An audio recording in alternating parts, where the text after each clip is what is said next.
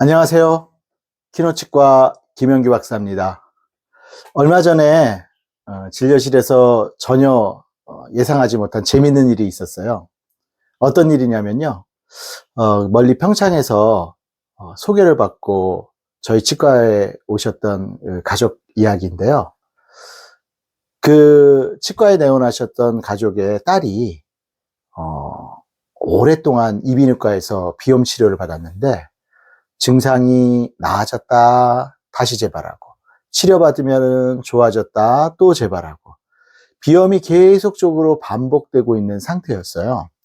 그랬는데 재밌는 것은 근처에 살고 있는 이웃이 저희 치과에서 오래전에 치료를 받으셨던 경험이 있으신 분인데, 저희 치과 가서 상담을 받아보라 이렇게 이야기하셨다는 겁니다.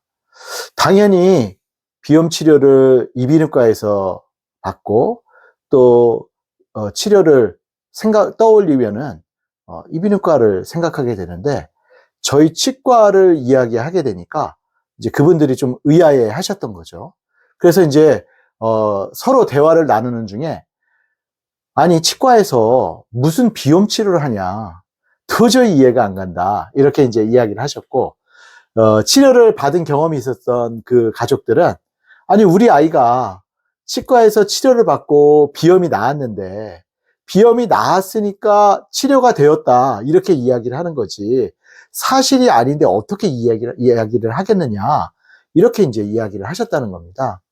그래서 뭐 이제 이렇게 옥신각신 이렇게 이야기가 오고 가다가 그분들의 최종 결론은, 그렇다면 내가 치과를 한번 가볼게, 그리고 거기서 어떻게 무슨 일이, 그리고 어떤 치료가 이루어졌는지를 한번 직접 보겠다 이렇게 해서 이제 저희 치과를 찾아오셨다는 겁니다.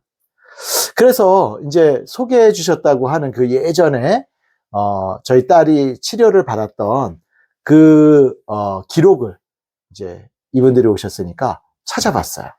그랬더니 보니까 예전에 치료했던 이렇게 기록들이 나오더라고요. 대략 2010년도니까 지금부터 16년 전이죠. 저희 치과를 방문했는데, 그때 딸 아이가 막 이 영구치가 나올 때였어요. 근데 그때 사진을 보시면은 이게 입안 상태입니다. 영구치가 이제 나오기 시작하는데, 공간이 부족하니까 이제 삐뚤삐뚤 나오기 시작하죠. 또 이 송곳니는 나올 공간이 없으니까 이 밖으로 불럭불럭 이렇게 올라온 그런 모습들을 보이고 있습니다. 입천장 사진을 보면은 공간이 좁아서 영구치가 나올 공간이 없으니까 들쑥날쑥 이렇게 이가 나오고, 악궁은 적은 상태가 되었죠. 그래서 대략 제가 한 4년 정도 치료를 했던 것 같아요. 2023년까지 악궁 성장을 도와주고 이가 가지런하게 배열될 수 있도록 그렇게 해주고, 이렇게 하다 보니까 마치 그런 거죠. 이 입 안은 아래층이고 코는 위층인데, 아래층 평수가 이렇게 원래 정상적으로 넓어지는 거죠. 그러니까 자연스럽게 이 숨 쉬는 위층도 정상적인 평수가 된 거죠. 이렇게 좁아 있다가 그래서 아래층에 이 악궁이 정상이 되고, 또 입안 상태가 정상이 되다 보니까 2013년 대략 4년 후에 입안은 아주 건강한 형태의 이제 입안 모습이 되고요.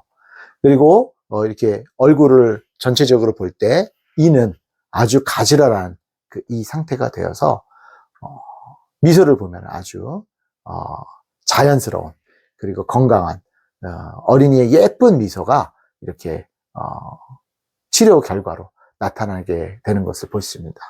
그리고 아울러 중요한 것은 이만 가지런하게 된 것이 아니라 건강하게 코로 숨을 쉴 수 있게 되었다는 것이 바로 이제 보너스였던 거죠. 제가 1991년도에 연세대학교 치과대학을 졸업했는데, 그 졸업 당시만 하더라도 그 교육과정에서는 코로 호흡을 해야지, 이 구호흡, 입으로 숨을 쉬면 안 된다. 입으로 숨을 쉬면은 여러 가지 입 안의 문제, 입 밖의 문제, 여러 가지 다양한 문제들이 생길 수 있다. 그리고 그거로 인해서 건강상의 문제가 발생한다. 이런 이야기의 강의는 들었지만은 실제로 코로 호흡할 수 있도록 어떻게 치료를 권장하고 어떻게 코로 편안하게 숨을 쉴 수 있도록 할 수 있는지 이런 내용들은 공부하거나 그 진료 영역으로 생각할 수가 없었습니다. 더욱이 이런 문제를 이비인후과 전문의 선생님들과 어떻게 적극적으로 협진해 나갈지에 대한 부분도 그 당시에는 전혀 생각할 수가 없었죠. 그런데 이제 다행인 것은 최근에 이제 세계적인 추세가 많이 달라졌다는 겁니다. 미국 스탠포드 대학에서 최근에 연구 결과를 발표했는데요. 의과대학 이비인후과, 그 다음에 치과대학, 협력 연구팀들이 이 문제와 관련돼서 연구를 진행했고요. 그리고 어떻게 하면은 이 치과 진료를 통해서 호흡할 수 있는 숨구멍이 넓어지고 비염이나 수면 무호흡이 개선되고 어떻게 하면은 이비인후과 전문의들과 함께 건강한 호흡을 할 수 있게끔 도와줄 수 있는지에 대한 부분들을 연구해서 슬립 메디신이라는 전문 학회지에 소개를 하게 됩니다.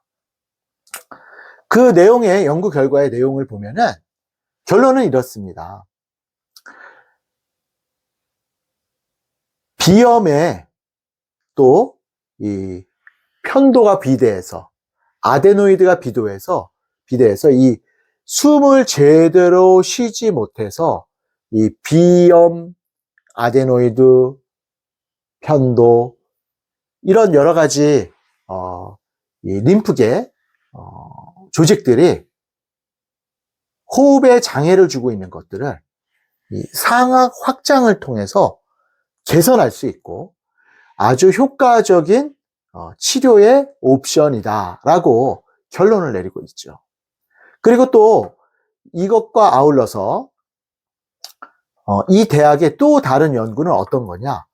비염이나 수면 무호흡과 같은 호흡 장애가 있는 아이들에게 상악 열성장, 특히 호흡 장애의 원인이 되고 있는 그 공간을 이 악궁을 넓혀줌으로써 전체적인 문제들을 해결할 수 있는 중요한 단서가 된다라는 것들을 이야기하고 있습니다. 이 두 가지 내용이 이 스탠포드 대학 연구팀에 의해서 최근에 발표가 되었는데요.